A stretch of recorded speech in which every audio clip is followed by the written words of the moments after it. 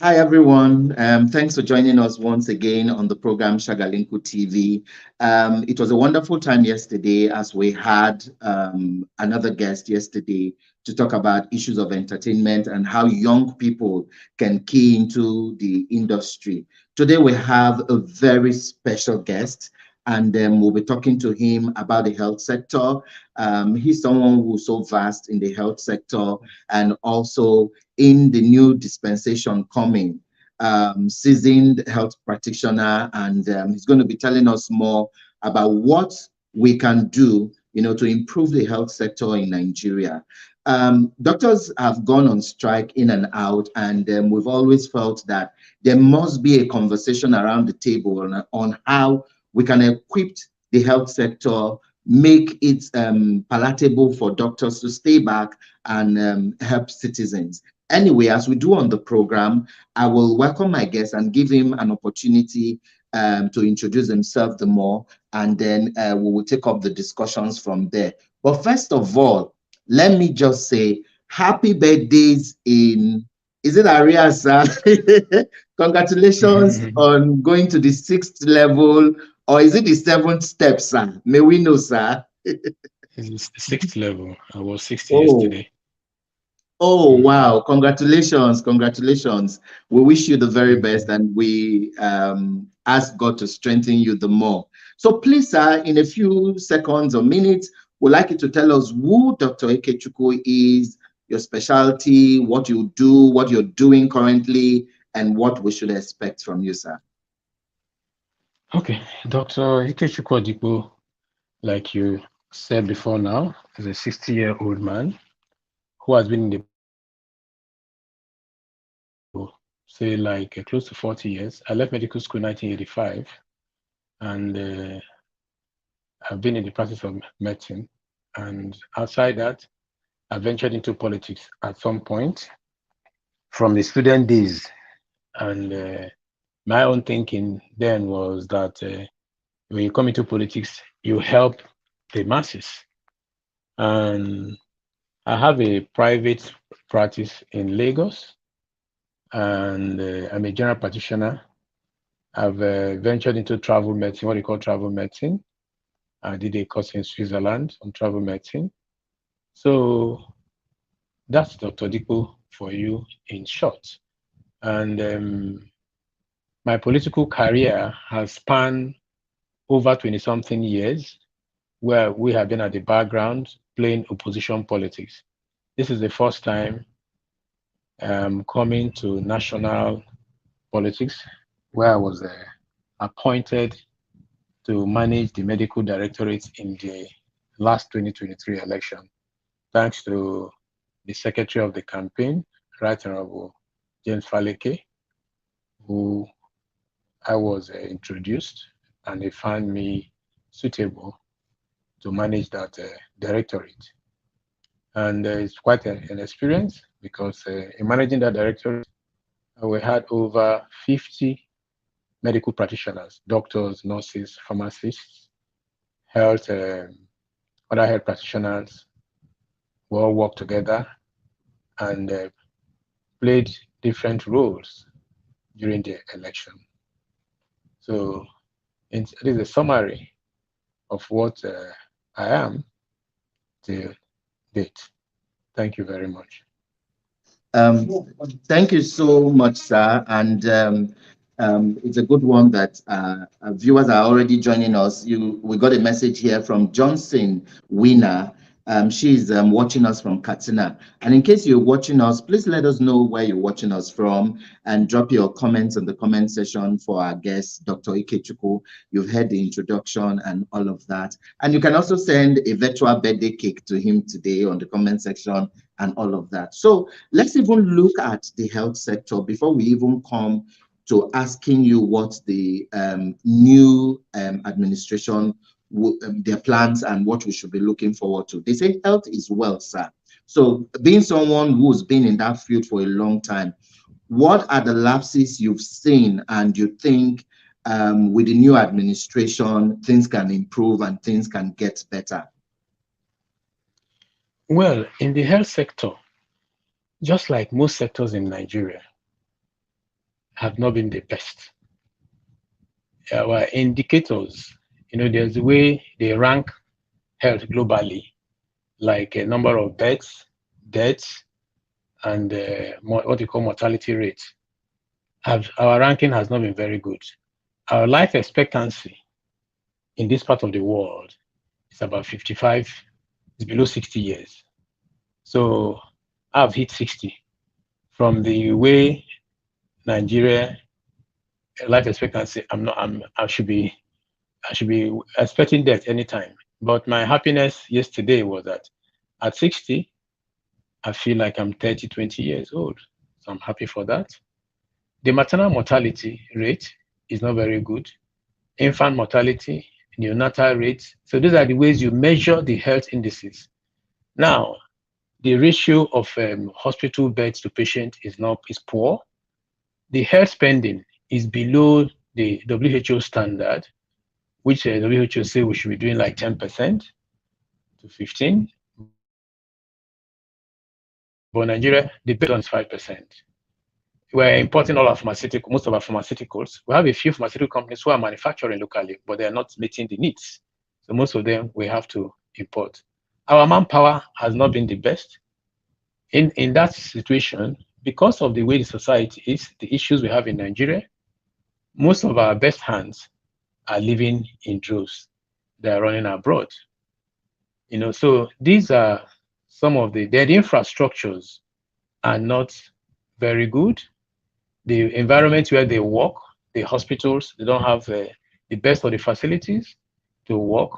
So these are most of the problems that is in the health sector today. And I'm sure if you have seen our manifesto, we have point by point on how some of these problems, if not all, will be addressed so that we can have quality, affordable, full coverage of health, what we call universal health care for all. Health, like you say, health is wealth. A man who is not healthy cannot do anything. So that's the situation of our health situation today. Thank you very much for that, sir. So I'd also like to ask, you mentioned something about ratio between the doctors and the patients, and this is a far cry from what a lot of doctors have also said. Now, there is this new controversy that happened recently where they are going to stop medical students, from leaving the country for the next 5 years. What do you think, as someone who's also been in the industry or in the sector, what do you think well, can be done? For me, I don't totally support that. It's not, a man has gone to school, he has a certificate, it cannot restrict him on where he wants to go. I think this is something is being proposed by the current legislators. I doubt if it will pass through. What we should do is to improve the situation here so that people will find it attractive to stay and work. That's my take on that. I do not expect that a man has finished school, you now extend the curriculum by holding his certificate. Except if a man, his education is free, then you are telling him to work for 5 years to pay back the cost of his going to school. Not when people pay their school fees and you suddenly want to hold them back. And that becomes, it's not a global practice. So I don't see how it's going to work here. It's not a very fair decision because you have other practitioners, you have lawyers, you have engineers. So are you going to say that, why are you punishing doctors? For me, I totally don't agree with this idea. That's my position.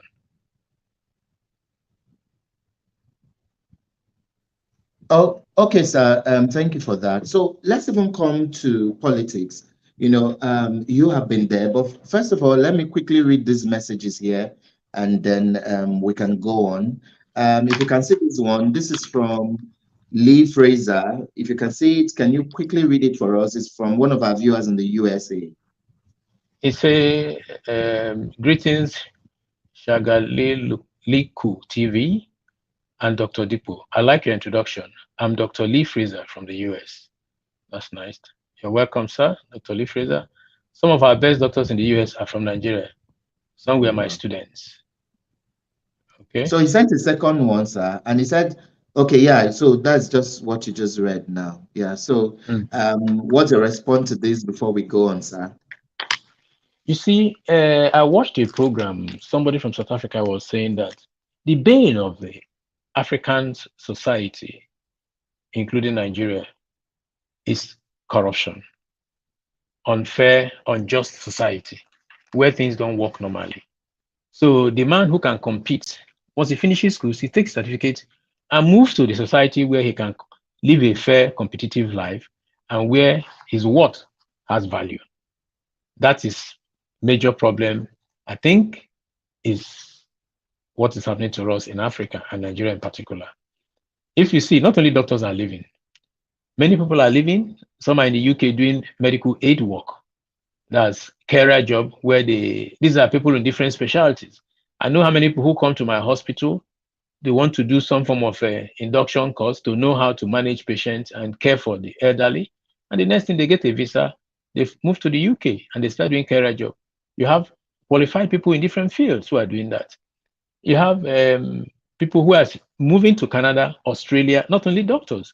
So the society, there's so many things that you need to put in place to stop this movement, to reverse this trend. So it's not only doctors that are moving. If that's what people don't understand. The society needs to be put right.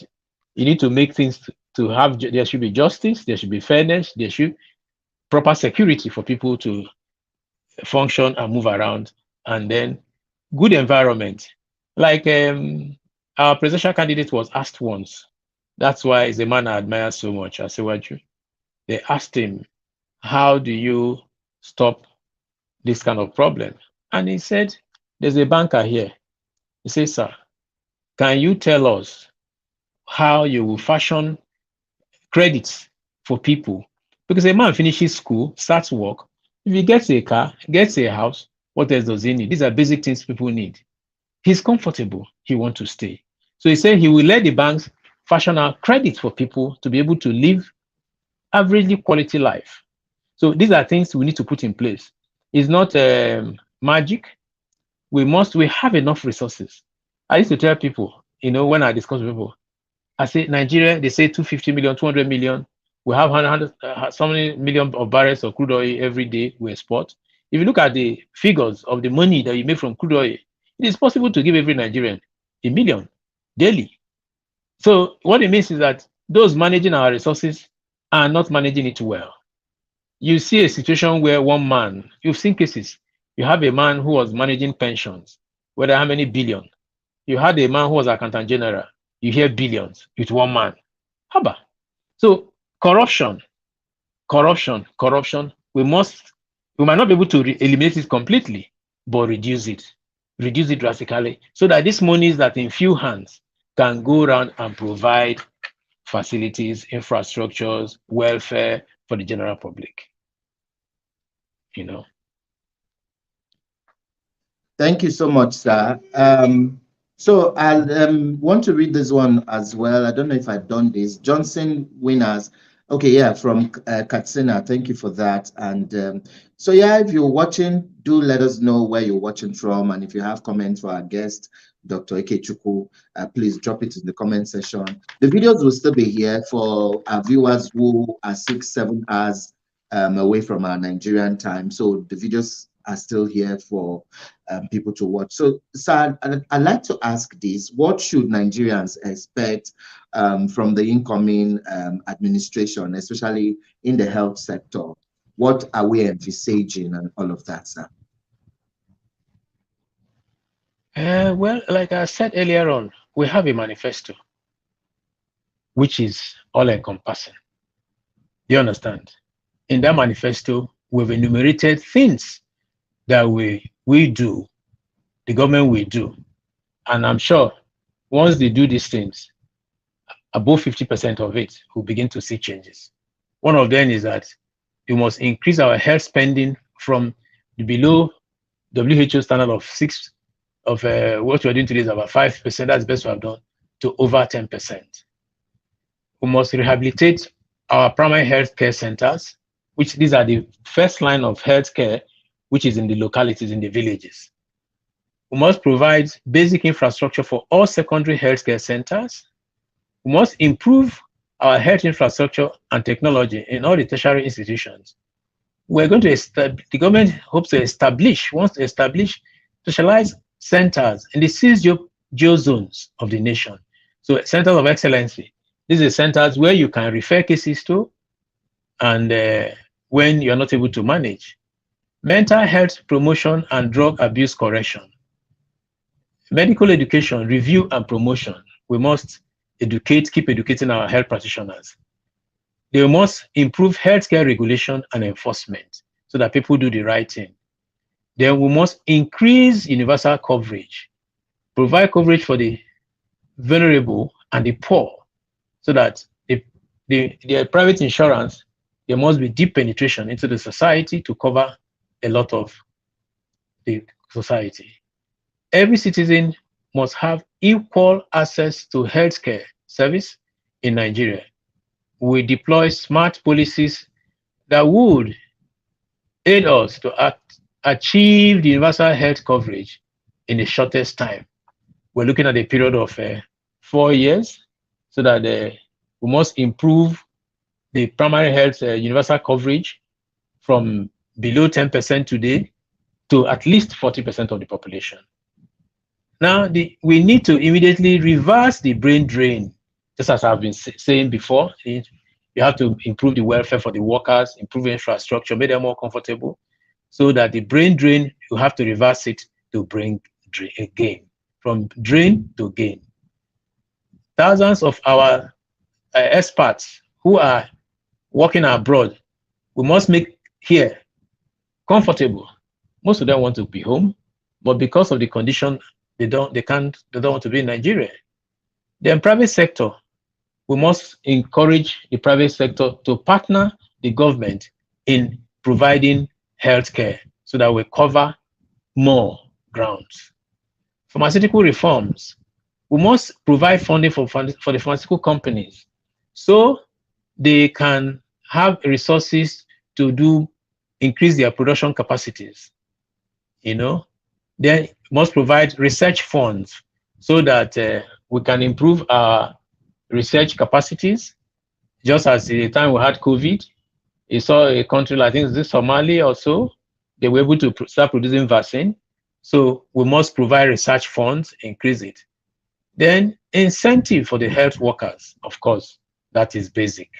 Just like I said earlier on, if a man is going to work in the morning, he has a brand new car, thank God, this government has encouraged the local manufacturers. We have a lot of them, pockets of them all over. Even yesterday, I just found out that Unilag now assembles cars.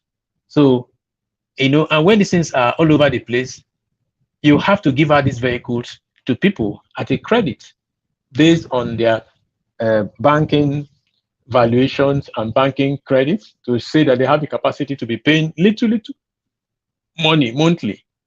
So all these are things that Asiwaju Kashim Shettima's government is coming on board for Nigerians to start enjoying, and make sure that in a period of 2 years, we'll start seeing changes positively. Yeah, thank you so much, sir. So I'm also going to ask now that being a seasoned person, and a whole lot has happened, and I'm happy you illustrate how mental health and other issues are very vital in the health sector.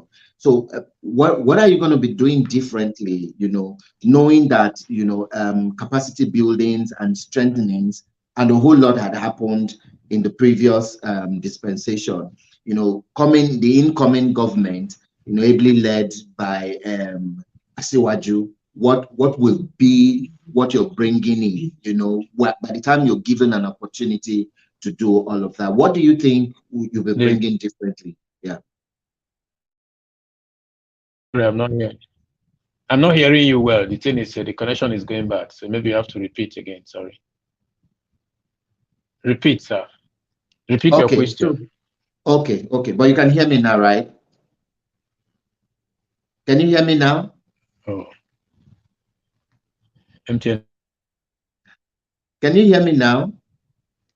is still going off and on. Oh, okay. But you can hear me now. Okay. Okay, better, yes, better, yes. Yeah. At some So point, I phrase saw your that. question again. Yeah. Okay, so I was saying that given an opportunity, what are you going to be bringing differently, in the incoming administration, generally, not even just in the health sector? How can we be improving or leveraging on the gains, for the incoming government? And yourself, what are you bringing to the table that will change a whole lot of things? Generally, sir. Well, generally, what I can bring at my level is advice, because we have a president and a vice president. Both of them are capable. We can only make suggestions, put in advices to them. Well, if they give me a role to play, then you can ask me that question, what I can bring to the table. For now, we can always make suggestions, make inputs, contributions. Just as we're talking now, I hope that one or two of the people in incoming government were listening to our suggestions. But generally, to make a change in Nigeria, one thing I've always said, and I repeat it, our biggest problem, from what I can see, is this subsidy wahala. Nigeria is like a farmer. I always give this example every day. A farmer who produces yam, okra, he hunts meat, he finishes, he carries his item to Sheraton and sell to Sheraton. I say, Sheraton, I cannot afford to build a kitchen to cook. So he sells this item to Sheraton in the morning and come back in the evening to buy the food. He can never break even, because Sheraton will process this food, put cost of processing, and sell at a profit. And the money they paid him for the raw materials can never. So his income will keep depreciating. So that is, as far as I'm concerned, that is where we are in our major resources, which is crude. Exporting crude in the raw. If you remember in the 70s, when we were all young, Nigeria was producing petrol, diesel, all the different byproducts of petroleum. We're doing well. We have rubber companies here. We have tire, Dunlop and Co. They were here because the raw materials, was available, and the factories were working in Nigeria. So first thing, I think, and I pray, and I know that Asiwaju, if you look at his history, his track record for what he did in Lagos, the man is a thinker. I call him the thinker and the doer. He thinks out something and he goes full strength to implement it. So I'm very sure, very confident that he will pursue a program whereby we don't export our raw materials, but we process and sell finished products across the globe. If you see the people we're competing with, that's our brothers in Europe and America, they're very smart people. And I see them as people who want to keep you at your primary level so you can keep supplying them these raw materials for them to be producing. One day I visited, once I was in Belgium. Belgium doesn't produce anything, but the country was functioning, everything working, So Nigeria is blessed, and I don't see reason why we cannot turn things around in a short while with somebody like Asiwaju. If you see what he did in Lagos, I say thank God the man is coming at this time. Plus his VP Shetima governed his state at the time there were crisis of banditry and the whole place was run down. The man in the health sector created an emergency system that was functional, created trained people, had medical people, and they were able to cope under such situation. So I'm happy that he's partnering Asiwaju at this point in time in this government, because he too, from what I see, is equally a thinker and a doer.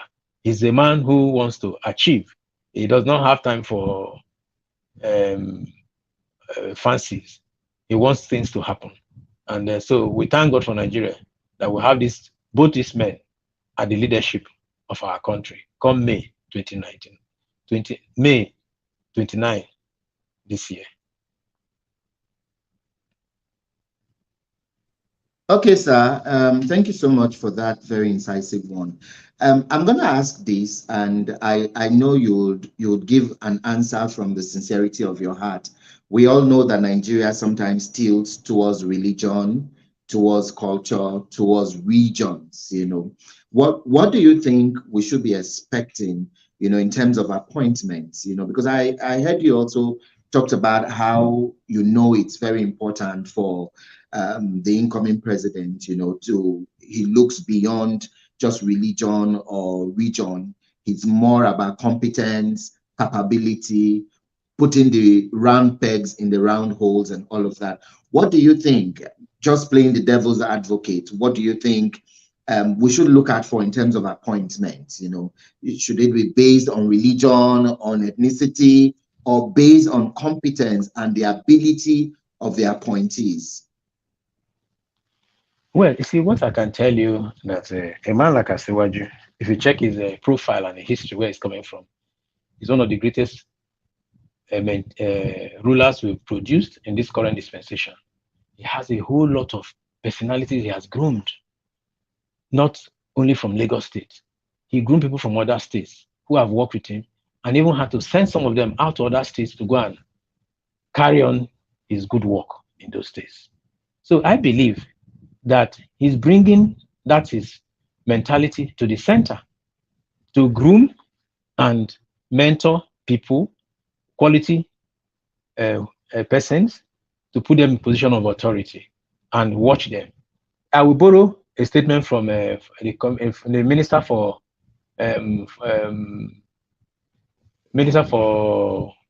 that's Fashola. Fashola said that he's advising those who want to work with Asiwaju. Asiwaju is like a coach. When he gives you assignment, he stays at the touchline and keep pushing you. He's not going to give you an assignment and go and sit back and say, let me see what this man is going to do. He gives you an assignment. There's a procedure, there's a standard which he least expects from you to deliver. So now looking at him in terms of spread already, like the Senate president, which there's a lot of debate front and back. I just read today where he says that please zone it to the south and let there be competition between the south-south and southeast. So he wants the best to come out from that. Say don't microzone to south-south, because some people have tried microzoning to south-south, where the only ranking senator, the only one ranking senator from what we're hearing.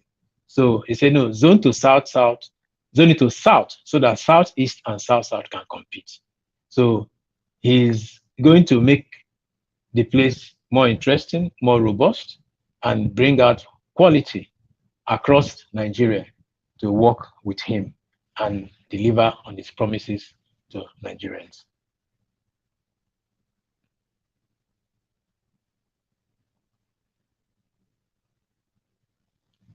It's like you're not audible again. Maybe Thank you very much. Something. Yeah. Okay. No, it's good now. Yeah. It rained today in Lagos, so maybe that's why network is just acting up. Okay, but that's it's good. It's good. We're still here. So and I'm far away. I'm far away in Akure right now. Oh wow. Oh wow. Okay. So I'm going to put you on the spot a little, but your position as the director, medical directorate in the APC Presidential Campaign Council, you recently held a program that drew all stakeholders in the health sector, to Abuja. Even the vice president was there. All the relevant stakeholders were there to brainstorm on the way forward for the health sector. Take us a bit through what happened, how it was, and what was at the back of your mind when you were setting that up, or when that program envisioned, and what was the outcome of all of that, and how do you hope to leverage on some of the recommendations which might have come out from that national dialogue moving forward? You see, when we were appointed by the Presidential Campaign Council, we were given terms of reference. Our terms of reference, it did include training our people on the health emergencies that they could encounter during campaigns. You know, campaigns has to do with crowd, rallies has to do with crowd. And when there's crowd, people could suffocate, you could have casualties. We're given a mandate to do what we call medical outreaches, reach out to Nigerians and use medical as a form of campaign. Okay? We're now asked, again, the town hall meeting was one of the, we designed to make sure we're able to bring in people all over to contribute. It wasn't only about health experts, even students were involved. We had to hear them out and say, this is our manifesto. What do you think? Okay, people, we got some of our colleagues who spoke on the various points of the manifesto, and they were asked questions. From there, we had some take-homes, which we hope will add value to the manifesto that we have. So that town hall meeting, like you said, had the only person who was not able to attend was the presidential candidate, simply because he came in from Sokoto very late and was a bit tired, because we got assurance that he will come. But of course, just like we're all humans, once in a while, nature. So he was not able to attend that section. But the vice president ably represented him, and we had a good interactive session with the VP in question. The Minister for Health was there, Minister for Science and Technology was there. So we have been able to x-ray the manifesto and look at how implementation will be feasible, easy, quick to deliver to the Nigerian people. That's one of the, out of the many outcomes from that town hall meeting. Okay, thank you so much about that. I just have one or two more questions, and then we'll be wrapping up this interview. But let me quickly ask you to read this other message from a viewer in United States of America, Dr. Leroy. From Dr. Lee Freezer. Okay, Yeah. I'm happy to hear your optimism on the new government. Okay, thank you. Thank you. So yes, you've been a loyal member of the APC, and it's been a potpourri of different emotions, different hard works, before, during, and even after the elections. A whole lot of counter accusations, mode swinging, and all of that. But everyone, particularly party loyalists, have come out triumphant. What would be your word of advice moving forward? Because I know there's a whole lot expected from the party and then from the new administration. So what will be your final word? I would tell our Go on, sir. Well, they should be hopeful. Our members should be very hopeful. We have a leader who understands how to compensate people when you work. Part of our problem before now has been that APC has not, before now, compensated members effectively. And but with Asiwaju, looking at what he has done, where he's coming from, and his vice president, they are core politicians. They understand. I was with Asiwaju in a town hall meeting in Cross River. We were able to win Cross River election. He did something at that town hall meeting that settled the quarrel that some persons, I'm sure, if not that he brought them together at that town hall meeting, you must have gotten a different result in Cross River.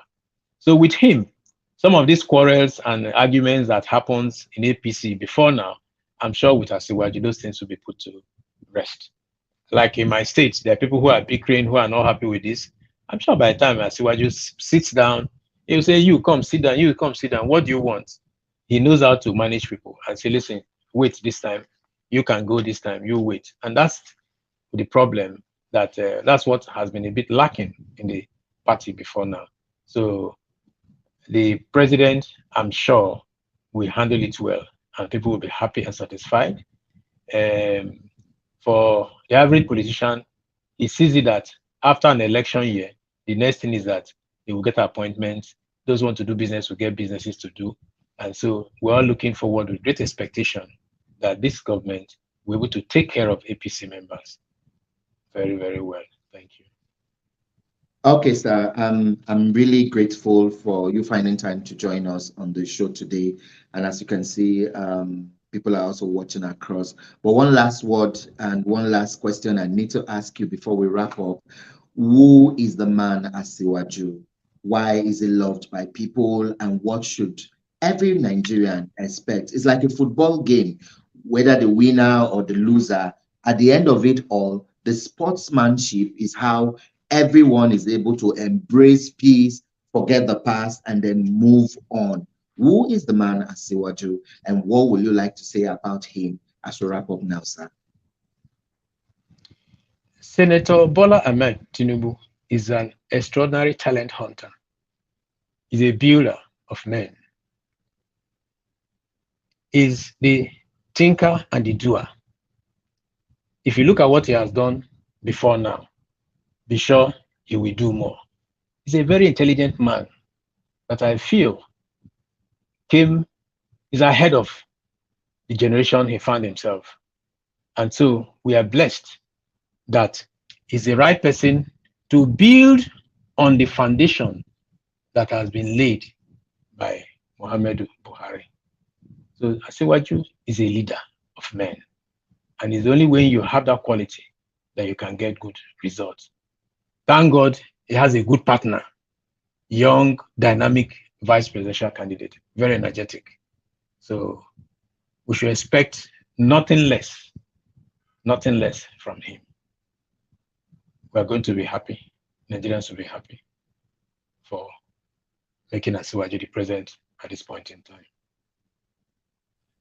Okay, sir. So what we do on the show as we end, we give our guests an opportunity, a minute or two, to send their words of greetings or felicitations to maybe organizations, people who have been like their support mechanisms and all of that, to people who they've worked with and people who have been supportive of all that they do. So I'll just give you that 1 or 2 minutes for you to maybe do felicitations to party loyalists or people around you who have been supportive, and then we'll wrap up the show, sir.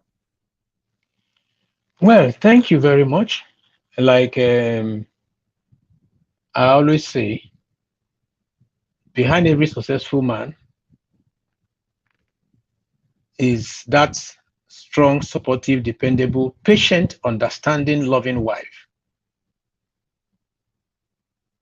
I will thank my wife because sometimes she tells me I married a doctor. I didn't marry a politician, but she has patiently been supportive. At the same time, we must thank Senator Oluremi Tinubu, the incoming First Lady, for being a dependable, supportive, patient, understanding, loving wife to Asiwaju. Likewise, Hajia Nana Kashim. These women, it's not easy to marry politicians who at that level, they are selfless, they are running up and down, they're traveling, you rarely see them. Now, I will thank Almighty God for getting me this far. Like I said earlier on, at my age, I feel very healthy, and I thank God for that. Also, for this role that I found myself, I must thank the PCC Secretary, Right Honorable James Faleke, who, when I was suggested, gave me this opportunity. I must thank my other members of the Medical Directorate who have been very supportive. I have one that I call my landlord. He's the honorable member in the House of Rep, Honorable Adage, who has been very supportive. My able deputy, Kemi Ogunyemi, I call her Auntie Kemi. She's by age, she's my senior, but she's my deputy in the directorate. She's been very supportive. Sometimes we are not able to get things done. say, doctor, don't worry, we'll get it done. I thank my secretary too, who is part of the Directorate, Dr. Kibu, and other young members who have been very supportive in this process. I thank my leaders in Delta State. One of them is Right Honorable Temi Harriman, who have found a partnership with her in politics since I met her. She's been very supportive. We always share views, we always discuss, we always plan. I equally thank my leader, the Deputy Senate President, who has given me opportunity to serve at different levels in government. And a whole lot of, there's so many of them, I can't finish naming all those who I owe gratitude to. But in all, we thank God for giving us good health and getting us this far. Another person, yes, I will remember is the Deputy Director, Hadiza Bala Usman. At some point, we were having some difficulties in achieving the town hall meeting. She was very supportive. Abike Dabiri was another person who was very supportive too. When I always call her and get advice from her, you know, it's not possible to remember everybody now, but a whole lot of people who we all worked like a team. It's a team. Like I say, a tree cannot make a forest. I had a good team, a supportive team, believed in me. Like yesterday, they all kept sending me messages about my birthday. Amiable, nice, kind, gentle director. God that made it possible for all these things to be this way. God will take ultimate glory. Thank you. Amen. Thank you so much, sir. And we'll close the show now with this last message from Dr. Leroy. He says, I have enjoyed the show today. I have a better insight of Nigeria, the home of my ancestors that left Nigeria approximately 250 years ago from Anambra through the River Nile. Thank you. Thank you. So you put them through slave trade. You put them through the Mongo Park route. It's okay. It's okay. It's okay. So thank you, sir, so much. Thank you for finding time to join us. We truly appreciate this. Okay. Thank you very much. Okay, so that's the size of our show. We want to thank everyone who joined us, to everyone who sent in messages. The video will still be here to watch on all our social media platforms. And please do share the links to others. We hopefully will bring Dr. Ikechukwu once again, maybe after the inaugurations, to also see way forward and how the APC administration will keep the motion running with all the recommendations and all the campaign promises and all of that. Once again, I want to thank Dr. Ikechukwu Odikpe. He's the Director, Medical Directorate, APC Presidential Campaign Council, and to everyone who joined us. Till we see you in a bit. My name is Ambassador Emmanuel Babari, urging you all to have a very blissful evening, and God bless Nigeria. Take care of yourselves and bye-bye. Bye, Ambassador. Thank you.